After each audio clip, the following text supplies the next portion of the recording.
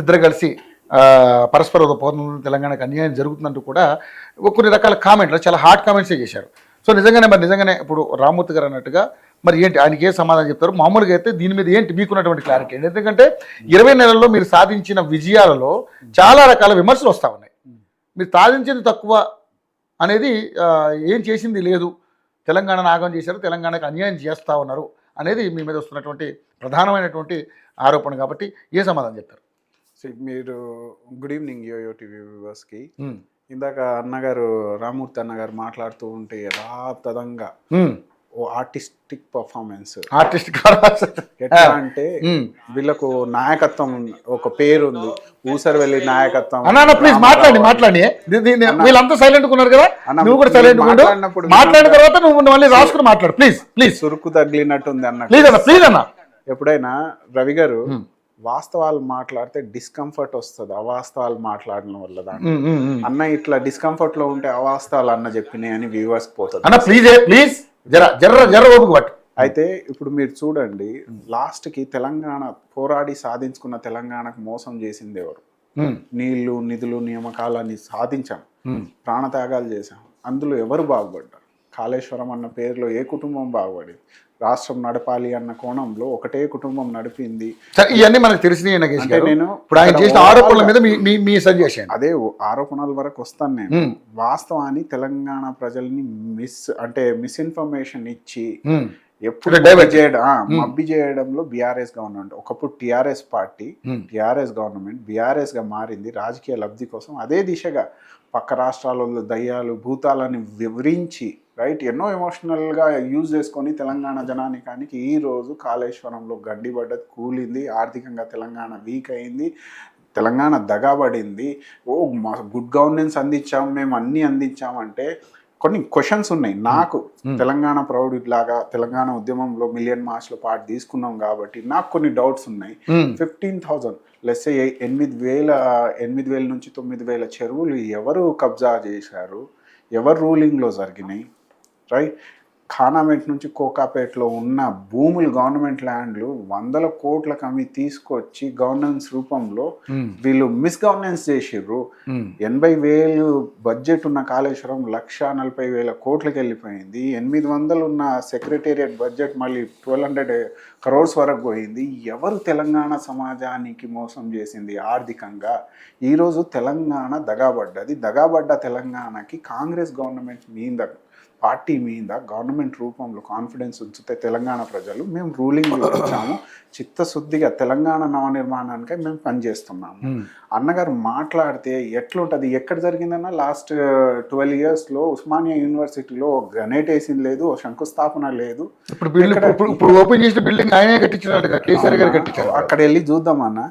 ఇగో వాస్తవాలు, అక్కడ ఉన్న స్టూడెంట్ ఇప్పుడు రాజకీయంగా పొలిటికల్ మేమేమో కట్టుకుంటూ పోతే ఈయన రిబ్బన్ కటింగ్ చేసుకుంటూ పోతున్నాడు, ఈయన రిబ్బన్ కటింగ్ లో ముఖ్యమంత్రి మాట్లాడుతున్నారు. అవునా? వీళ్ళు ఇగో బాతాఖోర్లు ఎన్నో మాట్లాడతారు. బాతఖాని చెప్పడంలో వాళ్ళ నాయకత్వం దిట్ట.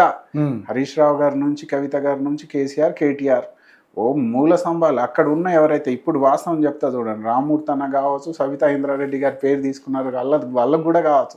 వాళ్ళ పొలిటికల్ ఫ్యూచర్ అయితే గల్లత్తే. ఎందుకంటే వాస్తవాలు, లాజిక్ని నమ్ముకొని మనం మాట్లాడాలి. ప్రజలకు అర్థమవుతూ ఉంటుంది వాస్తవం ఏందో. వాస్తవానికి తెలంగాణ సమాజం కోసం ఎవరు పనిచేస్తున్నారో ప్రజలకు తెలుసు ఇవన్నీ. మీరు ఇప్పుడు నేను గట్టిగా అరవడం వల్ల వాస్తవం అయిపోదు కదా. నేను నృత్యం చేసి ఓ మెసేజ్ కంఫర్ట్గా, అబద్ధాన్ని కంఫర్ట్గా ప్రజెంటేషన్ చేయవచ్చు, కానీ వాస్తవమే నిలకడగా నిదానంగా వచ్చి వాస్తవం చెప్పిపోయే రకంలో రేవంత్ రెడ్డి గారు ఉన్నారు. మాకు గవర్నమెంట్ ఉంది. వీళ్ళు ఇప్పుడు నేనేమంటున్నా, యూరియా క్రైసిస్ ఉన్నాయి, వాస్తవానికి ఎవరి వల్ల ఉంది? ఒకవేళ స్టేట్లో ఏమైనా మిస్యూజ్ ఆఫ్ ఫండ్స్ జరుగుతున్నాయా అంటే కరెక్ట్ క్రెడిబుల్ ఇన్ఫర్మేషన్ ఎక్కడ ఉంది మీ దగ్గర? చూపండి.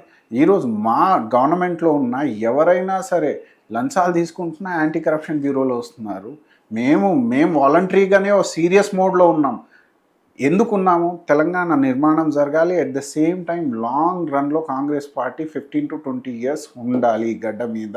ఇప్పుడు కమిషన్ల పేర్లతో వీళ్ళ మీద కమిటీలు పెట్టాము, నిష్పక్షంగా ఓ ఎంక్వైరీ జరుగుతుంది. ఆ ఎంక్వైరీలో భాగంగా రేపు వీళ్ళు జైలుకి వెళ్ళొచ్చు. రైట్. దానికి ముందే ఫేస్ ఆఫ్ గా మేము పోరాటం చేస్తే మమ్మల్ని లోపలేసిర్రు అంటారు, చూపించుకోవడానికి పర్ఫార్మెన్స్ ఇస్తురేమో, కానీ లోపలికి పోవడం ఖచ్చితం. అది కాలంతో పాటు law will take its course. ఎంత తప్పించుకోవాలనుకున్నా ఇక్కడ చూడండి, కాంగ్రెస్ కి బీజేపీ అన్నగారు అన్నట్టు ఎన్నటికి మాకు సముచితం కాదండి. మేము ఐడియాలజికల్లీ ఇప్పటి నుంచి కాదు, వందల సంవత్సరాల నుంచి ఇదే ఆర్ఎస్ఎస్ నుంచి పోరాడుతున్నాం, అదే బ్రిటిషర్స్ తో పోరాడాం, ఇదే తెలంగాణ నిర్మాణం కోసం ఈ దేశహితానికై మాట్లాడతాము. మేము గవర్నెన్స్ పేద ప్రజలకు అందియాలని కోణంలో మాట్లాడతాము. ఈరోజు ఐటీ సెక్టర్ నుంచి ఈ తెలంగాణలో ఇన్వెస్ట్మెంట్ 1,48,000 కోట్లు తీసుకొచ్చారంటే ఈ కాంగ్రెస్ గవర్నమెంట్, ఈ రేవంత్ రెడ్డి గారి లీడర్షిప్లోనే. మేము ప్రజల ముందు చెప్తున్నాము, 1000 మంది సెల్ఫ్ హెల్ప్ గ్రూప్ని న్యూ ఎంటర్‌ప్రెన్యూర్స్గా తయారు చేసుకుంటున్నాం, మహిళా శక్తి అంటే క్యాంటీన్ ఎంప్లాయ్మెంట్ జనరేట్ చేస్తున్నాం, ఎన్నో పనులు చేస్తున్నాం. కానీ కొందరు పొలిటికల్ వెండీటర్లో ఎట్టకేలకి కాంగ్రెస్ గవర్నమెంట్ని సక్సెస్ అవ్వనియొద్దు, కొంచెం సెక్షన్ ఆఫ్ ద సొసైటీకి ఇంజెక్ట్ చేయాల్సిందిగా వాళ్ళు మిమ్మల్ని సక్సెస్ అవ్వనివ్వద్దని చేసే కుట్రలో మీరు ఎందుకు తిప్పుకొట్టలేకపోతున్నారు? 100% ఇప్పుడు కేటీఆర్ గారు మాట్లాడిన వాటిలో మీరు ఎందుకు సమాధానం కరెక్ట్ గా చెప్పలేకపోతున్నారు? కేటీఆర్ గారు ఒక్కరే సమాజంలో లేరు కదండి. కేటీఆర్ వర్కింగ్ ప్రెసిడెంట్, ఒక పార్టీకి వర్కింగ్ ప్రెసిడెంట్, ఒక ప్రతిపక్ష నేత. రవి గారు ప్రతిపక్ష నేత ఆయన కాదు, leader of the opposition KCR గారు. ఆయన రారు, వీళ్ళ అసెంబ్లీకి వచ్చి భయంకరమైన రూపం, విశ్వరూపం చూపియరు, ఆడికొచ్చి పర్ఫార్మెన్స్ చూపియరు, వీళ్ళు సభలో చూపించుకుంటారు. ఎందుకంటే అక్కడ కొంచెం ఉన్న సెక్షన్ ని, వాళ్ళ క్యాడర్ ని సాటిస్ఫై చేసుకోవడానికి, ఉన్న ఎమ్మెల్యేలని కాపాడుకోవాలని, పార్టీ మారకుండా పార్టీ మీద కాన్ఫిడెన్స్ ఉండాలని శతవిధాలుగా ప్రయత్నం చేస్తున్నారు. మీరు అగ్రియా? ఉన్న 10 మంది ఎమ్మెల్యేలు కాదు, ఇప్పుడు ఉప ఎన్నిక పెడితే మీరు సిద్ధంగా ఉన్నారా? ఉప ఎన్నిక వచ్చే విధంగా ఆ ఉప ఎన్నికను రప్పించి మీరు ఎమ్మెల్యేలు 10 మంది ఎమ్మెల్యేలు మీరు గెలిపించుకునే విధంగా సిద్ధంగా ఉన్నారా? కేటీఆర్ సవాల్ చేస్తా ఉన్నారు. ఇగో ఉప ఎన్నికలు రావడం ఈ సమయంలో గవర్నమెంట్ నిర్ణయం, గవర్నమెంట్ చేయాల్సిందేంది?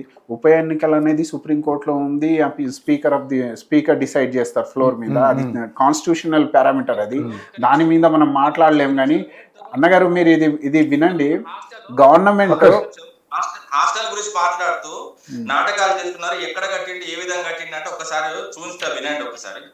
80 కోట్ల రూపాయల వ్యయంతో నిర్మించిన 2 హాస్టళ్లను సీఎం రేవంత్ ప్రారంభిస్తారు.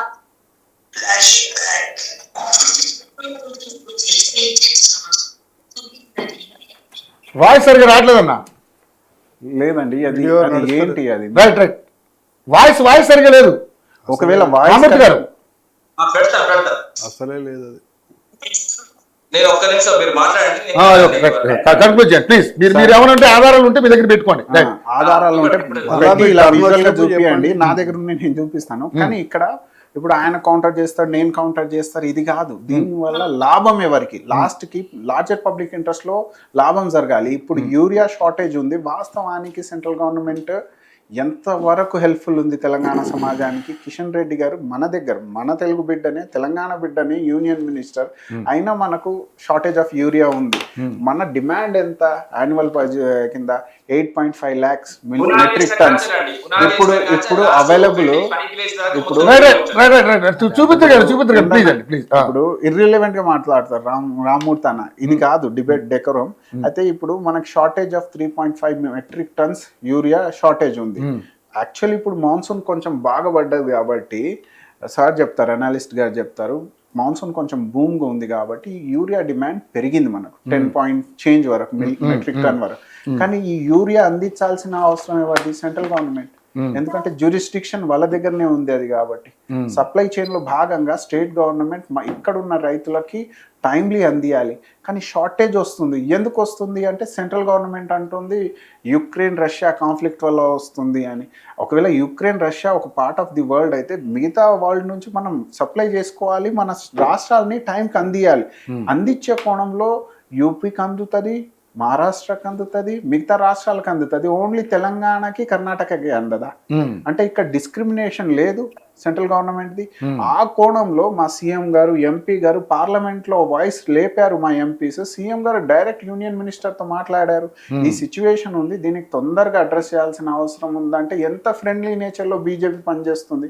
మా కోసం ఫ్రెండ్లీ నేచర్ లో బీజేపీ పనిచేస్తుందా, బీఆర్ఎస్ కోసం ఫ్రెండ్లీనెస్ లో ఉందా?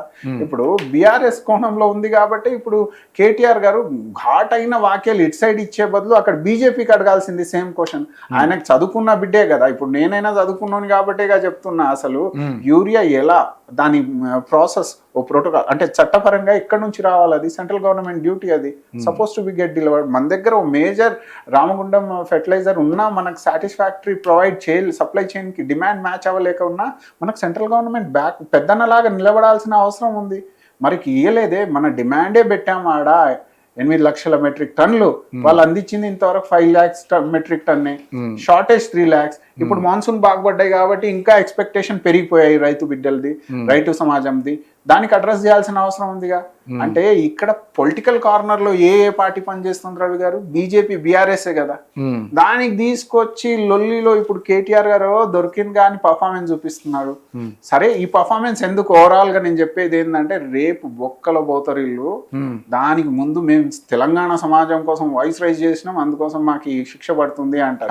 దానికి కోసం కాదు, కాళేశ్వరంలో నిధులు ఎట్లు పోయాయి అన్నది, ఫోన్ ట్యాపింగ్ ఎట్లా జరుగుతుంది అన్నది, ఈ కోణంలో పోతారు ఇల్లు. దానికి ముందు పర్ఫార్మెన్స్ అదే వాళ్ళు కూడా అదే సవాల్ చేస్తా ఉన్నారు నాగేష్ గారు. వాళ్ళు కూడా కేటీఆర్ గానీ కేసీఆర్ గానీ ఒకటే సార్, మేము నుండి ఆధారాలు బయట పెట్టమంటున్నారు. వాళ్ళు కూడా మీరు లేట్ చేస్తున్నారు, వాళ్ళు సిద్ధంగానే ఉన్నారు. ఘోష్ కమిటీ వచ్చింది because of the chief executive అని, సీఎం గారు అని. సార్ రవి గారు, మార్క్ మై వర్డ్, ఇంకా రేపు ఎల్లుండిలో ఇంకా చాలా ఎంజాయ్ చేస్తారు మీరు తెలంగాణ పాలిటిక్స్ కి. ఎందుకంటే వీళ్ళు ఇంకా హైపర్ యాక్టివ్ అవుతారు.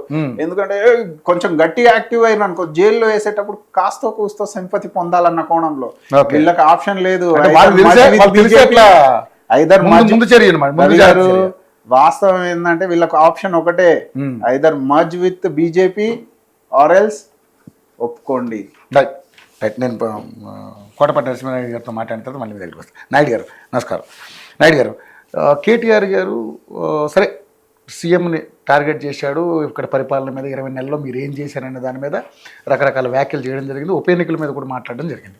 ముఖ్యంగా మోదీ రేవంత్ ఇద్దరు కూడా ములాఖాత్ అయిపోయి ఈ ఏదైతే పరస్పర ఒప్పందంతోనే తెలంగాణ రాష్ట్రానికి అన్యాయం చేస్తూ ఉన్నారు, ఇదంతా కూడా ఒక పక్కడబందీగా ప్లాన్ ప్రకారం చేస్తూ ఉన్నారు. బడే మియా చోటే మియా ఏదో మళ్ళీ ఏదో డైలాగ్ వాడారు, పెద్దబాయి బడేబాయి చోటే